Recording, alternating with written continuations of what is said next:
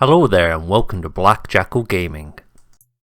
We're going to take a look at the Librarians in Codex Space Marines and the supplement chapters to see where they rank and how useful they are. We're going to start off with the humble Primaris Librarian. Now he comes in at 65 points. He's got your standard profile of movement 6, toughness 4, 3 up save, 4 wounds, leadership 6 and 1 objective control. He's got the standard ability when he's leading a unit to give Fear No Pain 4+ against psychic attacks, which is a little bit on the niche side. And he gets to give the unit a 4+ invulnerability save, which is quite nice, adds a fair amount of durability.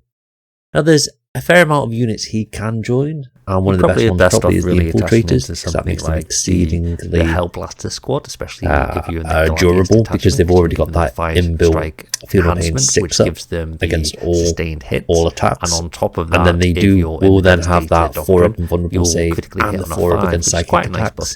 You pair them up with the Vanguard Spearhead detachment, they've got the -1 to hit, so it's quite, I think he's quite a solid choice. He brings a lot to the units he joins, and he doesn't cost an awful lot of points. He does have the standard Witchfire and Force weapon, which is just on the okay side, really. Now we're over to the Phobos Librarian. He comes in at 70 points. He's got the same profile as the previous Librarian. Also has the Fear No Pain 4-up against psychic attacks. He's got a bit of a different in his other ability, where when he's leading the unit, they gain stealth and they can't be targeted outside of 12 inches, so they essentially have a lone operative, which is really nice. It does mean that if you're putting them in Vanguard Spearhead, you are losing out on that stealth bonus anyway. You're kind of doubling up in that instance. But the lone operative is very nice. Unfortunately, there's only so many units he can join. They have to really be a full boss unit to get the main benefit out of him. Now you can attach him to the Incursor squad, but they have the Scouts keyword and he does not. So you wouldn't be able to do that pre-game move with him, so it's probably not best attaching them to them. You can also attach to the Reavers, but he doesn't really bring too much to that unit, so you'll mostly be looking at potentially the Eliminators or the Infiltrator squad. Giving them the ability to just gain stealth natively for the Infiltrators, that's quite good, and having lone operative going to make it very hard to remove these two units. The Eliminators are no longer that durable, so having it so units can't target them outside of 12 inches is very nice for them. The Infiltrators are quite a durable unit because they do have that 6-up Fear No Pain, so if you're factoring in a -1 to hit, a 4-up Fear No Pain against psychic attacks, as well as not being targeted outside 12 inches, can be quite hard to move these guys off of an objective. I think even though he does have some perks to him, and I do like his abilities, it's just very restrictive of where you can place him at the moment. I think he probably is bottom of the B. He's going to end up maybe C, just down to the basis of that. He's got some nice abilities, but you're very limited on what you can actually get out of them. If the Eliminator squad could potentially be a 3 to 6 man unit, you'd see a lot more play from him. It would make them quite a good unit, but just being that 3-man unit or attaching them to the Infiltrators, you've probably got better options in the Codex to go with. Next we'll come across to the Librarian in Terminator armor, who's a recent model. Comes in at movement 5, toughness 5, 2 up save, 5 wounds, 6 leadership, 1 objective control, and an invulnerable save of 4+. So he's got a slightly better profile than the other two. He does come in at 75 points, so slightly more expensive. Got the standard Fear No Pain against psychic attacks, and his other ability is when he's leading the unit that gets sustained hits, which is quite nice. The only restriction for him really is that he can only join the Terminator squads. So the sustained hits will come in quite handy for them. Whether you're going to take the 75 points to take him is another matter. If you're giving him the ability to critically hit on a 5+, either through the Gladius Fire Strike enhancement, or there's a couple of stratagems in other detachments, such as the Battle Recall stratagem in the Anvil Siege Force, that allows you to critically hit on a 5+. So even though you've got Storm Bolters, critically hitting on a 5 for sustained hits is quite nice. But there's ways to get this to work in combat as well. So if you've got the Power Fists or you've got the Lightning Claws, getting them to critically hit on a 5+ for sustained hits is quite nice. Especially if you're going into an Oaths of Moment target, where you're going to be able to re-roll your hits just to try and fish for those extra 6s. I think his damage output's pretty much the same. He's got the same smite. He does have the option of a combi weapon or Storm Bolter rather than just his bolt pistol, so he's slightly better in that sense. And his force weapon's exactly the same. So you are basically paying for 5 points for a leader that can deep strike, has a better toughness profile, he's more durable, and he gets sustained hits rather than having a defensive buff on top. But he does have the limitation of that he can just join the Terminators. I think he's a solid unit at the moment. He probably is sneaking in front of the full boss just because he does have a better output on the tabletop. He does have the restricted use, the same as the full boss, but he does get more out of the unit that he's joining. You can make them more threatening, and even though they don't have the durability kicking of having the stealth and the lone operative, the fact that you join a unit that's toughness 5 with additional wounds and invulnerability saves and better saves kind of evens out the durability there anyway. On to our first named character. He's an epic hero, and this is Ezekiel of the Dark Angels. He comes in with a slightly better profile than your standard Tacticus Marine, even though he is not in Terminator armor. He comes with a 2-up save and 4-up invulnerability save. Apart from that, everything else is the same. Comes with a standard Feel No Pain against psychic attacks. His other ability is to choose one unit within 18 inches in the shooting phase, and this unit must take a battle shock test. So that's pretty lame. It's not going to really see much use on the battlefield. Well, you are going to use it, but it's just mostly going to be rolled and passed, so it's not going to add an awful lot. He does have a piece of war gear, though, which is a bit nicer. It adds 1 to the attack characteristics of all melee weapons while he's leading the unit. The only caveat to that is that if the model is destroyed, all friendly units within 6 must make a battle shock test. So it gives it a little bit of a nerf, but again, something that's not going to come in that often, and if it does, you're more likely to pass it. Anyway, with Space Marines with that 6-up leadership and often being 5-up anyway. He essentially comes with a mastercrafted bolt pistol, so he's slightly better there. He does have a better smite. It does a bit more damage, and it does have the anti-character keyword, so you're more likely to get wounds through against character units. And in melee, he also comes with additional AP and weapon skill, and he has an anti-chaos 2+, so if he is targeting someone with the chaos keyword, he does always wound on a 2, which is very nice. He can essentially lead the same units as your standard librarian, your Primaris librarian. The only difference is he can lead the inner circle companions. I think he's a solid choice. He's not too bad. He is, with his melee ability, you are going to want to throw him forward a little bit more, and the units he can attach to aren't the most melee orientated units. The inner circle companions are probably the most melee orientated out of them, or you could put them on the intercessor assault marines. The only issue you've got there that the inner circle companions are just okay, and they are relatively expensive, and they've only got that -1 AP, so the units that you are targeting with them, the additional attacks would be nice, but the risk of throwing him forward on a 75-point model is quite high. Is the additional 10 points to get 1 attack per power weapon, is that better than having this guy who's going to add 4-up Feel No Pains? Not Feel No Pains, invulnerable saves to units? Probably not. I think I'd probably put him in at C. He might come in at the end of B. He might end up with too many units in B and have a rearrange at the end. He's not too expensive. He does have the 2-up, 4-up save, which is quite nice. I'll put him in B for the moment. He's just a bit restrictive. Yeah. He also does have that better smite. I might put him above the full boss. Yeah, I think that's a safe bet at the moment, putting him ahead of the full boss unit. Next up we have Chief Librarian Tigurius. He's of the Ultramarines chapter and he's in Codex Space Marines. So he comes in at 75 points. He's got the 6 inches, toughness 4, 3 up save, 4 wounds, leadership 6, 1 objective control as you expect. He does come with a 4 up invulnerable save though, which is quite nice. Got the standard feel no pain against psychic attacks, but his is also against mortal wounds, so there's a little bit of a buff there for him.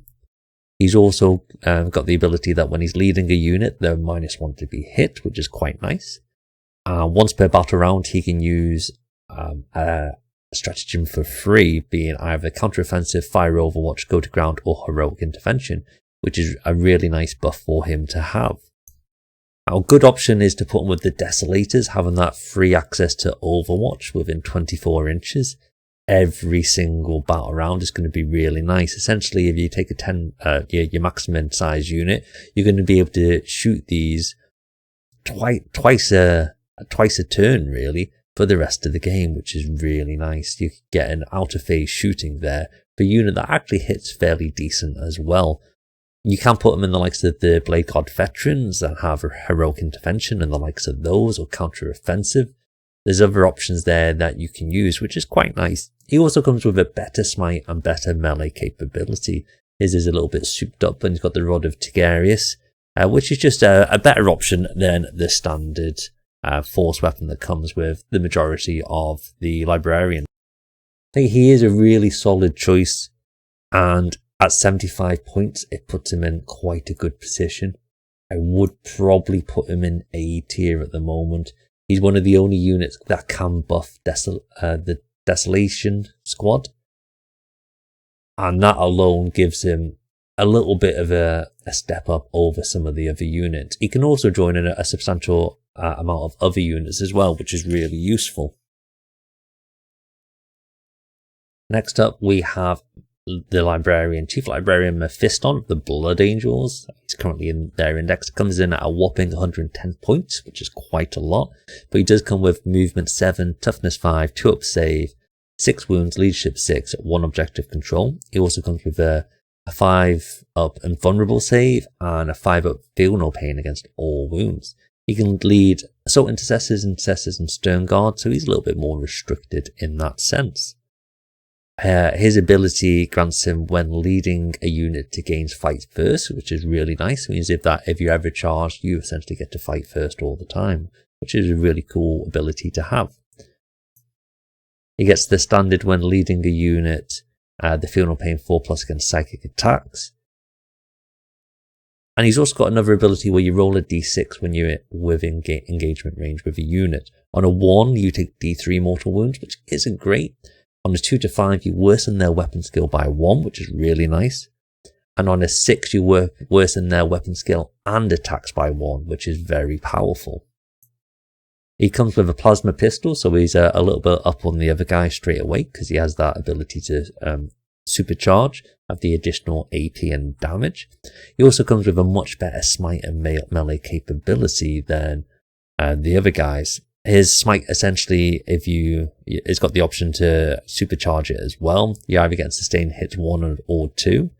It's 3 attacks, ballistic skill 2, which is very nice. It's either coming in at strength 4 or 5, or -1 or 2, and it's d3 damage. So it's basically set up to try and target those horde-like, the horde-like armies that you're going to face. Sustained hits 2 is a very nice option to have.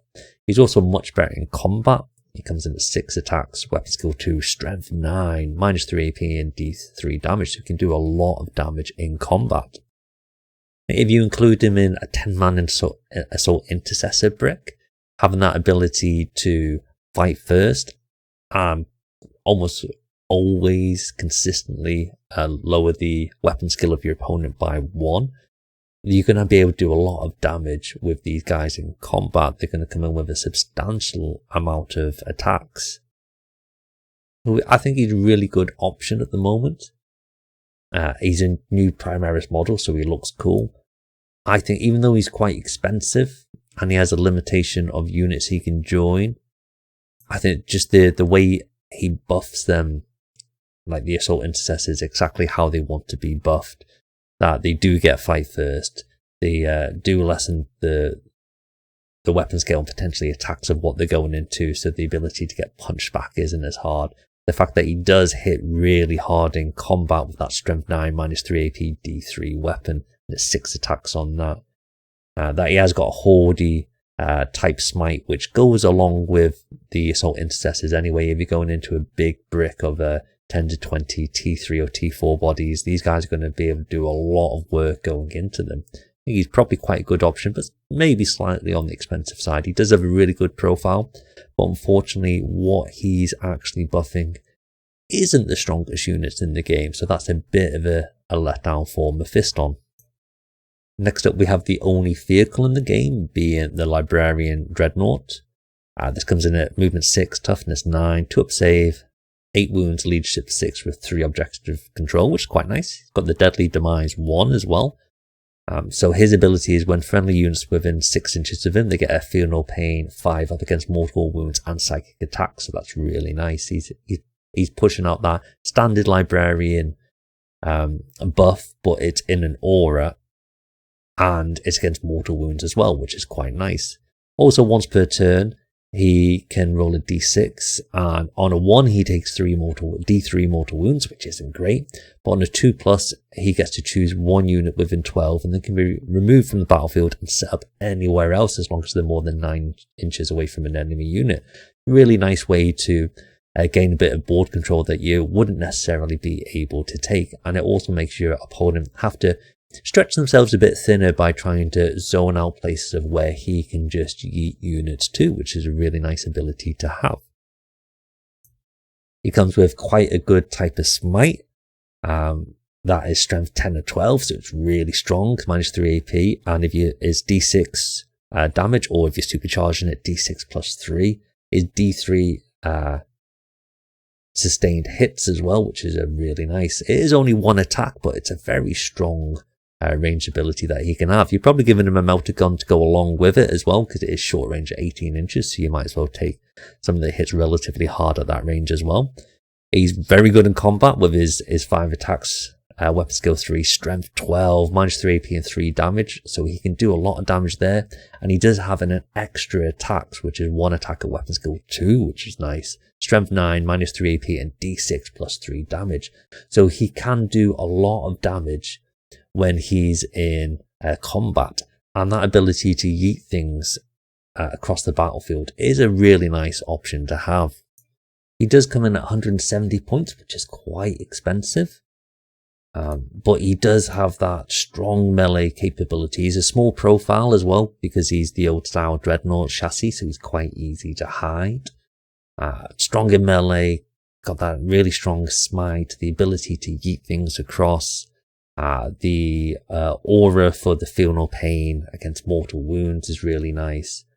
I think you are putting him up in A tier. He might go ahead of Mephiston. Just for the ability that he makes your opponent think, and he's got the good range attacks, although they are shorter range, and the very good melee capability. He is definitely up in A tier. And he's not an epic hero, so you can take more than one of him as well, which is a very nice option to have. Finally, we have a Null Stormcaller of the Space Wolves. He's in their index, comes in at movement 5, toughness 5, 2-up save, 5 wounds, leadership 6, 1 objective control, and he has the 4-up invulnerable save. He is in the Terminator armor, so he gets the deep strike keyword, and he can only join the Terminator squads and the Wolfguard Terminators, as you would expect. So when he's leading the unit, they gain the stealth keyword, which is quite nice. So that's -1 to be hit. He also gets to subtract 1 from wound rolls from psychic attacks, which, while sounds really good on paper, there's not an awful lot of them in the game at the moment. So you don't see an awful lot of play from them. So in a future meta, that might be a very good option. But currently, it's just okay and will come up every couple of games or so for him. He does have quite a nice smite that comes in at sustained hits 2, and it's D6 attacks unless you supercharge it. There's 2 D6. It comes in at strength 7, -1 AP, 1 damage. So he can do quite a lot of damage with his smite. He's also got a better melee capability with the Stormcaller, which comes in as sustained hits 2, strength 7, -1 AP, and D3 damage. So it's basically the same as the Force weapon, but it's got a higher strength, and it's got those sustained hits 2, which is quite nice. He comes in with the other Terminator, where whilst the abilities he's offering are quite good, at the same time there is limitations, as with the Phobos, for exactly what they can do. We are due their codex really to see if the Wolf Guard gets a little bit of a bump, to see if they're more in line with other units. And there might be a special Wolf Guard unit on the way as well, so we'd have to look at that. Gaining the stealth keyword is quite nice. It's going to make them much more durable. It's just a shame he doesn't have another ability to go along with it that is a bit better than the -1 to the wound roll for psychic attacks. I think due to that, and he is an epic hero as well, and that's something to bear in mind, he is probably coming in towards the end in comparison to everyone else. He also comes in at quite high 85 points. So you're paying for a fair bit over the standard Terminator Librarian to get that stealth ability. You could just take Vanguard Spearhead and get that stealth anyway. So he's the most useful really if you're trying to get stealth when you're taking a Space Wolves detachment. Otherwise, you are better off taking the standard Librarian in the Terminator armor. And getting the sustained hits on your weapons is probably a better option really. Just because he's a cheaper option, and he's buffing them a little bit more than he is. He's quite a defensive character to go with them. So your Terminators, you probably want to make them a little bit more on the offensive side, and then just take Vanguard Spearhead and get that stealth and benefit to cover anyway. I think looking at the detachments, I would probably bump him down to C. There's not really any point to take him at the moment over any of the others. The others are probably fairly spaced out. You might have the odd one that might bump around where you might think, based on the meta in your area or the army you've had, the Phobos might jump up a couple of spaces. A Secure might jump up a space or two. If you're into a meta that has a lot of strong attacks, say maybe you're going into Tau or something, taking a Librarian with the 4-up invulnerable save to try and negate a lot of their high strength, high AP weapons might be useful. If you're in against a very hoardy army where you don't really have much opportunity to teleport your units across the field, the Librarian Dreadnut might then be slightly too expensive, and you might bump him down to B. So a lot of this is relative to your meta and the armies you're going into. Some of these units might be brilliant in certain metas, and in others they might be completely and utterly useless. So it depends on exactly what happens within your area. If you liked the video, hit the like button, subscribe to the channel. Take it easy, I'll see you next time.